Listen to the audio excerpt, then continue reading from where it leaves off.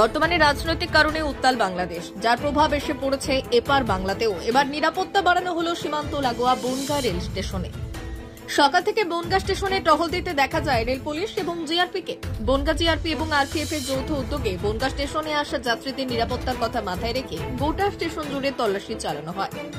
পাশাপাশি যাত্রীদের ব্যাগ সহ বিভিন্ন জিনিস পরীক্ষা নিরীক্ষা করা হয়, যাতে কোনো রকম নিরাপত্তার ঘাটতি না ঘটে। সেই জন্য স্টেশন জুড়ে বাড়ানো হয়েছে পুলিশের নিরাপত্তা।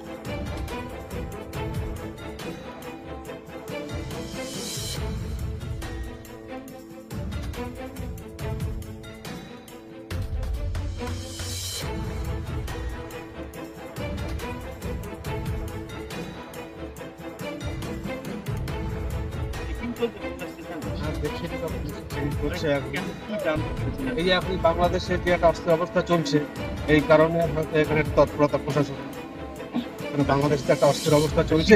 সীমান্ত এলাকা যেহেতু বনগাঁটা আন্তর্জাতিক বর্ডার, এখান থেকে নানান রকম ভাবে নানান রকম পাচার হচ্ছে, আসছে, জঙ্গিরা ঢুকতে পারে যে কোনো মুহূর্তে।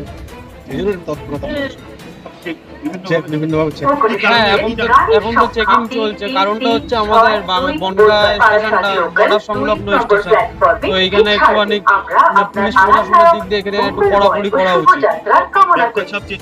হ্যাঁ, ব্যাগ ট্যাগ সব চেক করা উচিত, কারণ এটা বর্ডার সংলগ্ন জায়গা। হ্যাঁ, আজকে তো দেখলাম তো এক্ষুনি অনেকগুলো পুলিশের টিম বেরিয়েছে, যারা সবার ব্যাগ ট্যাগ চেক করছে আর পুরো স্টেশনটাতে চেক করছে সবাই। চারিদিকেই দেখলাম পুলিশের অনেকগুলো টিম বেরিয়েছে।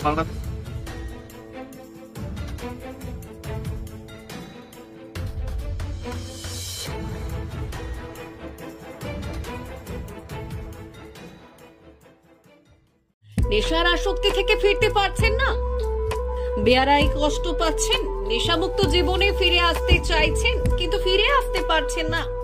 এবার সেই সুযোগ এনে দিল নবদিশা ফাউন্ডেশন। সম্পূর্ণ বিজ্ঞানসম্মত পদ্ধতিতে এবং উন্নত চিকিৎসার মাধ্যমে নেশাগ্রস্ত মানুষদেরকে সমাজের মূল স্রোতে ফিরিয়ে আনা হয়।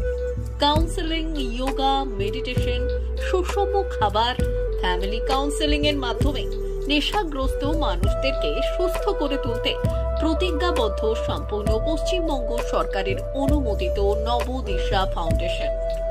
আপনাদের প্রিয়জনদের নেশাগ্রস্ত অবস্থা থেকে জীবনের মূল স্রোতে ফিরিয়ে আনার দায়িত্ব আপনাদেরই।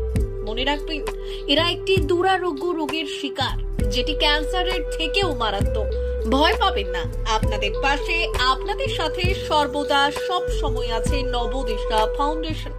আপনাদের একটি মাত্র সিদ্ধান্ত বাঁচিয়ে দিতে পারে একটি নেশাগ্রস্ত মানুষ ও তার পরিবারকে।